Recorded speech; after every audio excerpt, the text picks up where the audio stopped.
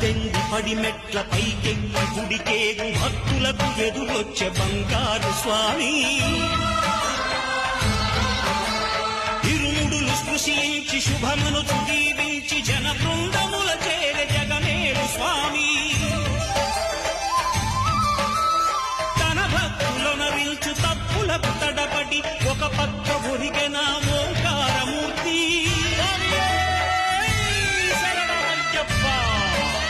స్వాములందరూ తనకు సాయము కాగా ధీమంతుడై లేచే ఆ కన్య స్వామి